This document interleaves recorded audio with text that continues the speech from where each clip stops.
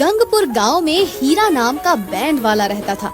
आसपास के सभी गांव वाले ब्याह शादियों में हीरा बैंड बजवाना पसंद करते थे। हीरा का बैंड बजता था तो शादी में अलग ही रौनक लग जाती थी और जिसे नाचना नहीं आता था वो भी नाचने गाने लगता था। वाह भाई वाह, ऐसा मीठा बैंड बजाते हो कि मन झूमने लगता है। हीरा बैंड कोई ऐसा वैसा बैंड नहीं है साहेब, अंग्रेजी बैंड है, अंग्रेजी बैंड। वाह भाई, तेरी अंग्रेजी बैंड सचमुच बड़ा कमाल का है। हीरा जब लोगों से अपने बैंड की बड़ाई करते सुनता तो फूला नहीं समाता।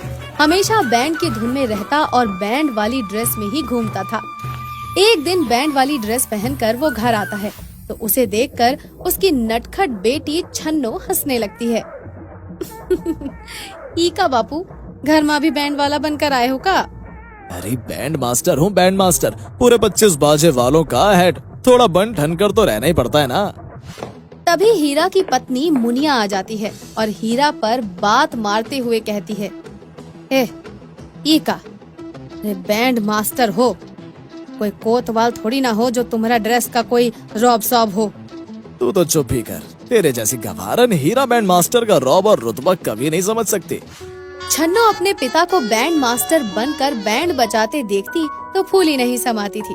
उसका मन भी बैंड मास्टर बनने का और बाजा सीखने का करता था। इसीलिए वो मन ही मन सोचती थी, अगर बापू मान जाए तो हम भी बैंड मास्टर नहीं बन सकते हैं। हाँ, शादी ब्याह में बैंड बजाए बजाए के खूब मजा आवेगा, ताल जमाए के। अपने मन की इसी इच्छा को पूरा करने के लिए एक दिन छन्नो अपने बापू हीरा बैंड मास्टर के पास जाकर कहती है, ए बापू, एक बात कहे का? हाँ बोल, क्या कहना चाहती है तू? बापू, हम बैंड मास्टर नहीं बनना चाहते हैं, ताल जमाए के। आप हमको बाजा बजाने का ट्रेनिंग नहीं दे सकते का? छन्नो की बात सुनकर हीरा पहले तो उसे टालने की कोशिश करता है, मगर कुछ सोचकर छन्नो को बाजा बजाना सिखाने के लिए तैयार हो जाता है। ये देखकर मुनिया को बहुत बुरा लगता है। वो हीरा का विरोध करते हुए कहती है, जी कछु शर्म वरम भी है या नहीं? कोई लड़की को भी बैंड बाजे बजाना सिखाता है का भला? अरे ये तो लड़का का काम होता है ना। जब लड़का तूने जना ही नहीं तो कहाँ से लाऊं लड़का? अब तो लड़की को ही लड़का समझकर सिखाना पड़ेगा। हाँ हाँ, खूब लटकाओ इसके गले में ढोल। कल को बदनामी होए तो हमको कछु नहीं कहना। हाँ। उस दिन के बाद हीरा छन्नो को बैंड की ट्रेनिंग देने लगता है और धीरे धीरे छन्नो खूब अच्छा बजाने लग जाती है। एक दिन वो बहुत ही अच्छा ढोल बजाती है। वाह वाह वाह वाह, बहुत बढ़िया बजाती हो बेटी। हाँ सच्ची बापू, मान गए ना आप ताल जमाए के? खाक मान गए। अरे घर के काम काज सीखो, क्यों बाजे वाली बनने पर तुली हो कम बखत। मुनिया हीरा और छन्नो दोनों का खूब विरोध करती है, मगर छन्नो फिर भी बैंड बजाना सीखती रहती है। कुछ ही दिनों में ब्याह शादियों का सीजन आने वाला होता है, इसीलिए गांव के सभी बैंड वाले प्रैक्टिस करने में लगे होते हैं। मगर सबको हीरा बैंड से ही भय लगता था, क्योंकि गांव में सबसे ज्यादा उसको ही पसंद किया जाता था। इस कारण सोहन बैंड मास्टर तो समझो हीरा का दुश्मन ही बन गया था। सुनो बे, इस बार हीरा बैंड को धूल चटानी है। पता नहीं भगवान उस बूढ़े बैंड मास्टर की कब बैंड बजाएगा। उस्ताद कम वक्त हर साल बाजी मार जाता है, पर देखना इस बार उसका बैंड जरूर बच जाएगा बेछन्ना। एक दिन सोहन बैंड मास्टर हीरा को अपनी बेटी छन्नो को बाजा बजाना सिखाते हुए देखता है तो उस पर तंज कसने लगता है। अरे ओ लालची बूढ़े, अब इस लड़की से भी ढोल बाजे बजवाएगा क्या? कुछ तो शर्म कर। ये बूढ़ा बैंड बजाया करेगा और ये छन्नो छन छन डांस किया करेगी। उस्ताद क्यों बे, मैंने ठीक कहा ना बूढ़े बैंड मास्टर? हाँ। सोहन और उसका आदमी हीरा और छन्नो का खूब मजाक उड़ाते हैं, मगर हीरा चुप ही रहता है। पर ये सब देखकर छन्नो को बहुत गुस्सा आता है और वो अपने बापू से कहती है, क्यों बापू, तुम उस सोहन से इतना काहे डरत हो? उसके गाल पर एक जोरदार जमाए देते तो मजा आ जाता। ना ना बेटी, ऐसे बदमाशों के मुंह लगना ठीक नहीं। ये सोहन बैंड वाला बड़ा खराब आदमी है। छी, खराब आदमी। समय बीतता जाता है और एक दिन छन्नो पर ऐसी विपदा टूटती है जिसकी उसने कल्पना भी नहीं की थी। हीरा एक सड़क हादसे का शिकार हो जाता है और उसकी वहीं पर मौत हो जाती है। हीका बापू, आप तो हमका अकेले छोड़कर चले गए, अब हमरा होगा का?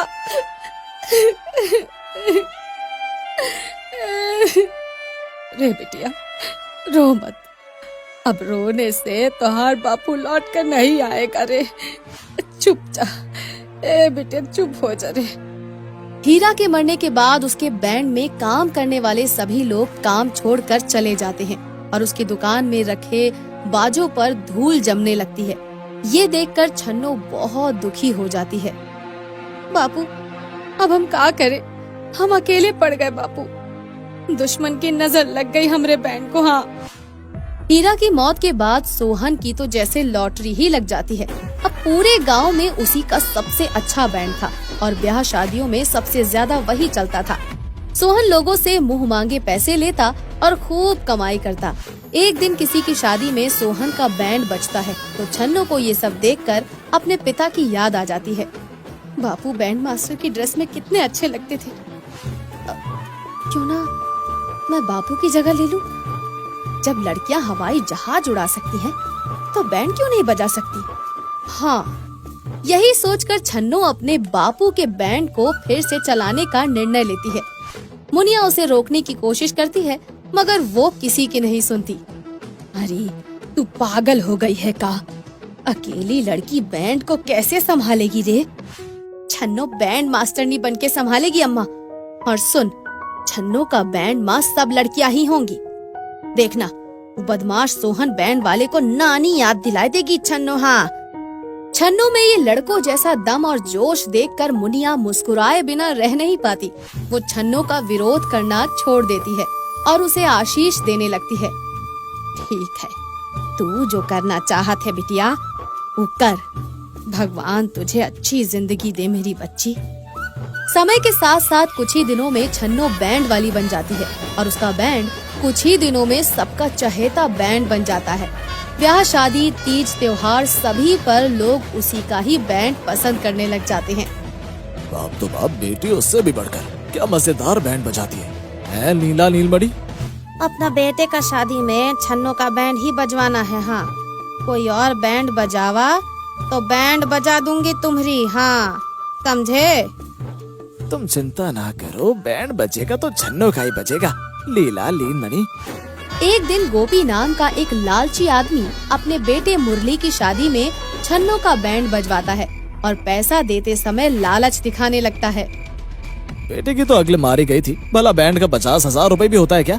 ये 25,000 ले और अपना काम देख, समझी? देख लो सेठ, छन्नो का पैसा मार के पछताओगे तुम। हाँ, क्योंकि छन्नो को पैसा वसूल करना भी आवत है, ताल जमाए के। हाँ, तुझे जो करना है कर लेना, चल अब दफाओ, ताल जमाए के। ये सुनकर छन्नो वहाँ से चली जाती है और फिर जैसे ही मुरली सुहाग रात की तैयारी करता है, अचानक ही छन्नो का बैंड बज उठता है। मुरली और उसकी दुल्हन हैरान होकर बाहर आते हैं। अरे क्या हुआ छन्नो, अब बैंड क्यों बजा? क्यों नहीं छन्नो, गैर टाइम बैंड बजाकर हनीमून की ट्यून खराब करने में मजा आता है क्या? अरे जब तक छन्नो को बैंड बजाने का पूरा किराया ना मिल जावे, छन्नो का बैंड बाजा गैर टाइम ही बजता है दुल्हनिया रानी। ताल जमाई के। हाँ, हमरा पैसा निकालो मुरली। यार डैडी ने पैसा नहीं दिया। डैडी पैसा देता तो इस छन्नो का बैंड बाजा गैर टाइम काहे बजता? ताल जमाई के। हाँ। तभी गोपी वहाँ पर आ जाता है और छन्नो को उसका बाकी का पैसा देते हुए कहता है, हमसे भूल हो गई छन्नो, हम तुम्हें समझ नहीं पाए। अब तो समझ गए ना सेठ कि छन्नो बैंड बजाने में एक्सपर्ट है। हाँ, एक्सपर्ट नहीं छन्नो, एक्सपर्ट बोल। धीरे धीरे छन्नो का बैंड इतना पॉपुलर हो जाता है कि अन्य सभी बैंड बंद होने लगते हैं। ये देखकर सोहन को छन्नो से गहरी दुश्मनी हो जाती है। लगता है इस छन्नो को ठिकाने लगाना ही पड़ेगा बे छन्ना। यही सोचकर सोहन बैंड वाला छन्नो को ठिकाने लगाने का प्लान बनाता है, मगर जैसे ही वो छन्नो को मारने की कोशिश करता है, उसी समय वो पुलिस के हत्थे चढ़ जाता है और उसे जेल की हवा खानी पड़ जाती है। सहेली की शादी। परी और सुमन बहुत अच्छी दोस्त थी, सब काम एक साथ करती थी। अब उनकी शादी की उम्र हो गई थी। परी के रिश्ते वाले आने शुरू हो गए थे। एक दिन, परी, आज गोलगप्पे खाने का बहुत मन है, आज तो चल गोलगप्पे खिला दे। हाँ हाँ, क्यों नहीं, चल आज गोलगप्पे खा के आते हैं। परी और सुमन बाजार की तरफ गोलगप्पे खाने के लिए चल पड़ते हैं। गोलगप्पे खाते खाते परी सुमन को बोलती है, मुझे कल लड़के वाले देखने आ रहे हैं सुमन। ओए होए, तुझे और लड़के वाले देखने आने वाले हैं?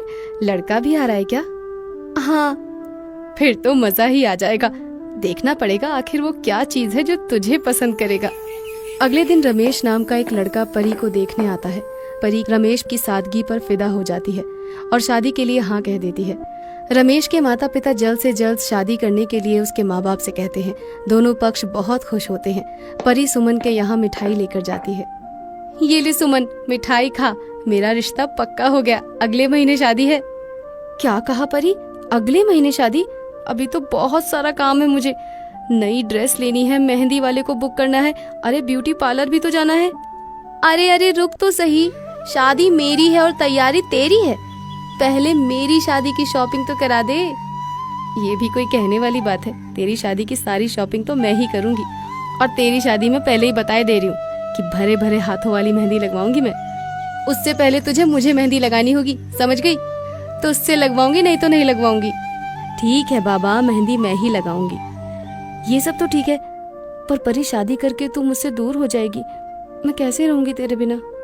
तुम चिंता क्यों कर रही हो? जब भी मन करे आ जाना मुझसे मिलने, मैं इसी शहर में रहूंगी। परी और सुमन ठहाके मारकर हंसने लगती हैं और परी अपनी शादी की तैयारियों में मशगूल हो जाती है। एक दिन सुमन कॉलेज से वापस आ रही थी, तभी कुछ लड़के उससे बदतमीजी करते हैं और परी का भाई सुमन को बचाता है। कहाँ चली चमक चलो? तुम्हारे घर में माँ बहन नहीं है क्या? माँ बहन तो है पर बीवी नहीं है। तो क्या तुम मेरी बीवी बनोगी? हाँ? शक्ल देखी है आईने में? शक्ल तो आईने में देखता हूँ, पर तेरी शक्ल नजर नहीं आती मुझे उसमें। सुमन से बदतमीजी करते हुए परी उससे गुस्से में आकर एक थप्पड़ मार देती है। तभी बीच में रमन आ जाता है और उन लड़कों की पिटाई कर देता है, जिससे वे लड़के वहाँ से भाग जाते हैं। रमन और सुमन एक दूसरे से वादा करते हैं कि ये हादसा किसी को नहीं बताएंगे और शादी का दिन आ जाता है। सुमन तैयार होकर परी के घर पहुँचती है, जहाँ रमन उसे देखते ही रह जाता है। कहाँ है मेरी दुल्हनिया? आजा, मैं तेरा ही इंतजार कर रही थी। ओ रमन, तू यहाँ क्या कर रहा है? कहाँ खो गया? मेरी सहेली को नजर लगाएगा क्या? हाँ? नहीं, मैं तो बस यूं ही। अरे बेटा, तुम दोनों तो बहुत ही सुंदर लग रही हो। तुम दोनों को मेरी नजर न लग जाए। अरे नहीं आंटी, अपनों की नजर नहीं लगा करती। रमन, अब तो यहीं पर खड़ा रहेगा क्या? बारात आने वाली है, बारात का स्वागत भी तो करना है, चल मेरे साथ। रमन को ऐसा देखकर परी उसको एकांत में ले जाकर पूछती है, रमन, तुझे सुमन अच्छी लगती है ना? पर वो हाँ, मैं मतलब।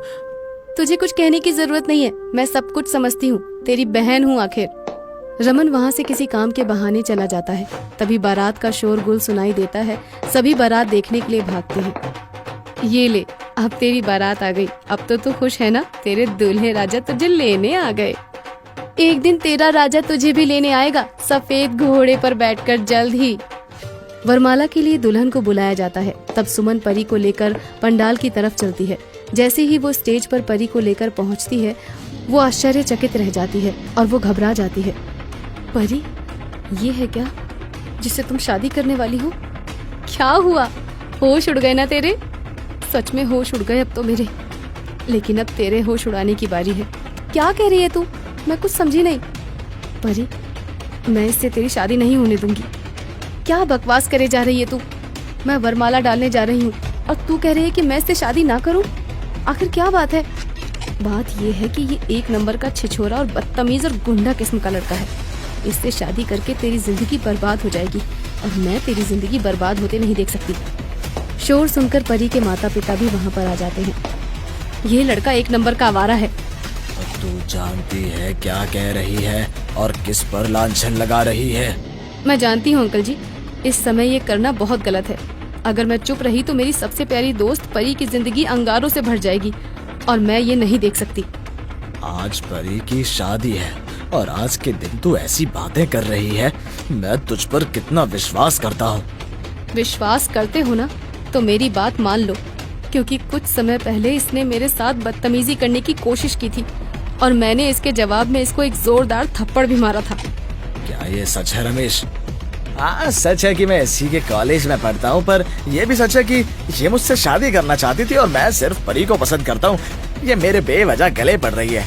परी, तुम इसकी बातों पर विश्वास मत करो, ये झूठ बोल रहा है। मैं प्यार नहीं करती, ये एक नंबर का गुंडा है। जब तेरी दाल मुझसे नहीं गली तो तूने अब ये ड्रामा करना शुरू कर दिया। यहाँ पर मेरी सिर्फ परी है और मैं इसी से शादी करूंगा। मेरे जीते जी तो रमेश तेरा सपना पूरा नहीं होने दूंगी मैं, इसलिए तू परी से शादी करने के लिए मना कर दे। सभी परी के फैसले को सुनना चाहते थे, सभी की निगाहें परी की तरफ लगी हुई थी। ये लड़की हमारी बनी बनाई शादी को बिगाड़ रही है, इसको यहाँ पर होना ही नहीं चाहिए। इसको अभी मंडप से बाहर निकाल देता हूँ। तू होता कौन है मुझे मंडप से बाहर निकालने वाला? तेरी औकात ही क्या है? तेरी औकात तो अब मैं सबके सामने लाकर रहूंगी। रमेश सुमन के ऊपर हाथ उठाने ही वाला होता है, तभी रमन उसका हाथ पकड़कर पीछे की ओर धक्का दे देता है। परी, मैं तो बस तुमसे शादी करने की जल्दी में था। जो ये लड़की हमारी शादी को बर्बाद कर रही थी, इसलिए मैं इसको यहाँ से निकालना चाहता था। बहन सुमन सही कह रही है, ये बहुत ही बदतमीज लड़का है, हमारे कॉलेज में पढ़ता है और इसी ने सुमन से बदतमीजी करने की कोशिश की थी। तब भी मैंने सुमन को बचाया था, पर मुझे नहीं पता था कि ये लड़का तुम्हारे लिए देखा गया है। मैं यहाँ से शहर गया हुआ था, उस वक्त अगर मुझे पता होता कि रमेश से तुम्हारी शादी हो रही है तो मैं ये रिश्ता कभी नहीं होने देता। आप सब मेरा फैसला सुनना चाहते थे ना? मेरा फैसला ये है कि मैं ऐसे इंसान से शादी नहीं कर सकती जो औरत की इज्जत करना ना जानता हो और जो औरत पर हाथ उठाए। आज जरा सी गलती पर एक अनजान लड़की पर इसका हाथ उठ गया, कल को मैं इसके साथ रहूंगी तो ना जाने मेरे साथ क्या करेगा। और मेरी सहेली कभी झूठ नहीं बोलती, खास तौर से मेरे लिए। वो हमेशा मेरा भला चाहती है, वो मेरे लिए कभी कोई गलत फैसला नहीं ले सकती। तुम जानती हो तुम क्या कर रही हो? बारात वापस चली जाएगी। मुझे इस बात से कोई फर्क नहीं पड़ता। बेटा, बारात घर से वापस जाए ये अच्छी बात नहीं होगी। अब कौन करेगा तुझसे शादी? मैं करूंगा। अंकल जी, मैं सुमन को बहुत प्यार करता हूँ, पर कभी कह नहीं पाया। अगर आपको ऐतराज ना हो तो मैं सुमन को अपनी बीवी बनाना चाहता हूँ। अरे तुम तो मेरे दोस्त के बेटे हो। हाँ अमन, मुझे अपनी बेटी मेरे घर के लिए दे दो। बारात वापस चली जाती है। सुमन और परी एक दूसरे को गले लगा लेते हैं। सुमन की शादी रमन से हो जाती है। सब खुशी खुशी रहने लगते हैं।